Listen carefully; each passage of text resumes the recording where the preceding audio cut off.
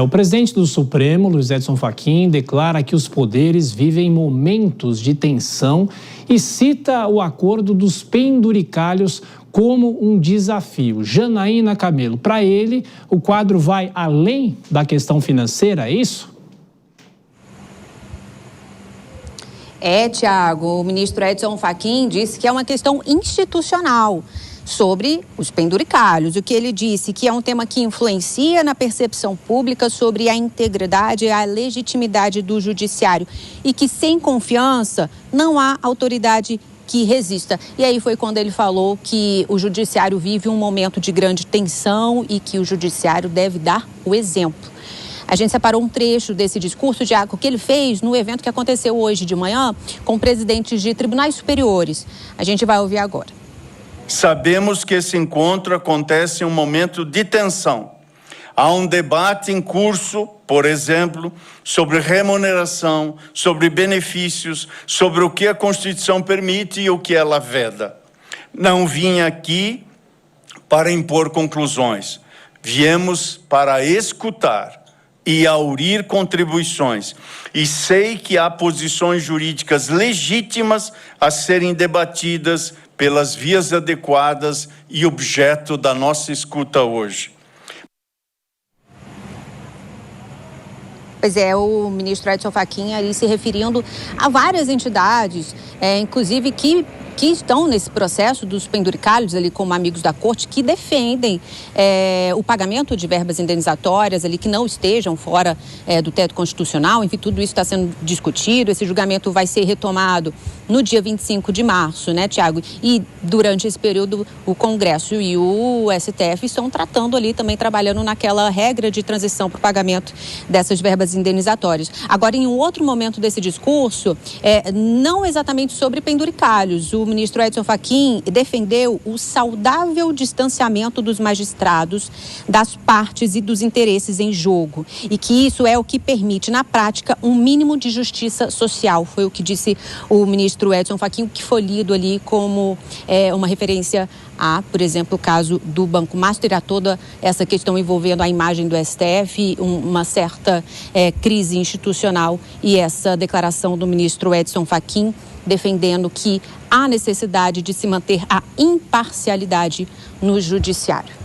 Tiago. Ele que evita entrevistas, participa de poucos eventos, mas nesse evento falou, um discurso lido e renovou essa expectativa de um código de conduta no Supremo. Até daqui a pouquinho, Janaína Denise Campos de Toledo entrando agora aqui nos estúdios. Ele diz que tudo isso vai além do dinheiro. É isso mesmo, Denise? Boa noite. Boa noite, Tiago. Boa noite, Dora, que já participou aqui. Boa noite a todos que nos acompanham. Tiago, dessa vez o público era exatamente do Judiciário. Ele falava com o presidente de tribunais superiores e de segunda instância. E se sabe que o próprio Judiciário tem colocado uma forte resistência ao corte dos penduricalhos ou daquelas condições que asseguram uma remuneração mensal muito superior ao limite constitucional, que é exatamente o salário dos ministros do STF. Então, ele colocou muito bem a posição dele. Claro que há outras questões que vêm trazendo preocupações para o Supremo Tribunal Federal, uma tensão, como ele colocou, que o Judiciário vive um momento de tensão. Sabemos das investigações do Master,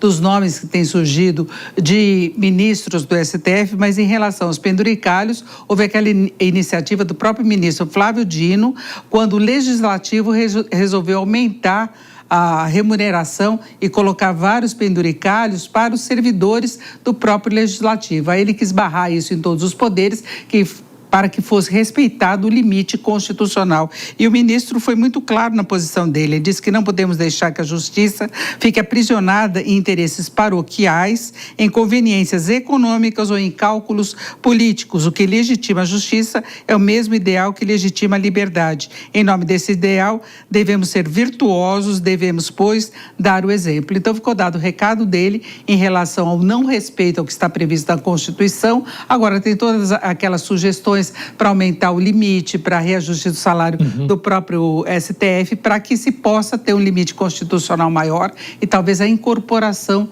de alguns desses benefícios. Dora, eu te pergunto, quais recados que ele está mandando e se ele pode ficar talvez isolado na corte, ou pelo menos isolado em relação aos ministros que vêm sendo citados em relação ao Banco Master.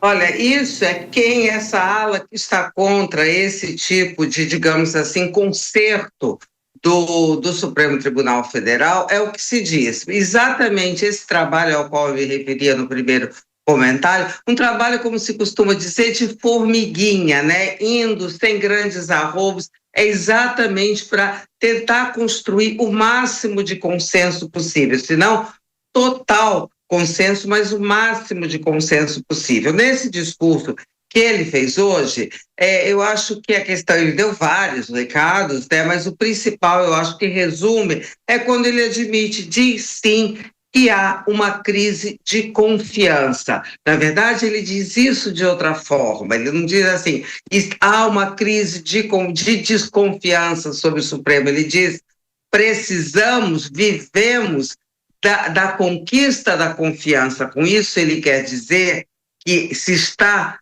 vivendo uma crise de desconfiança, e é essa recuperação interna para que se possa fazer a recuperação externa é o trabalho que o ministro Fachin, com a ajuda de outros, eu vou citar a ministra Carmen Lúcia, pelo menos, está fazendo. O ministro André Mendonça é um aliado dele também, e é outro ministro a respeito do qual se diz sempre que está isolado daquele grupo que eu vou aqui me abster, porque todo mundo sabe quem, que são exatamente aqueles ministros que têm causado, cujas condutas têm causado problemas, ministros que não por acaso são aqueles que são contrários ao Código de Ética, ao Código de Conduta. Então, esses é que dizem que esses ministros são isolados. O que se procura fazer agora é inverter essa equação, justamente se construir uma maioria em torno da correção de rumos do Supremo Tribunal Federal. E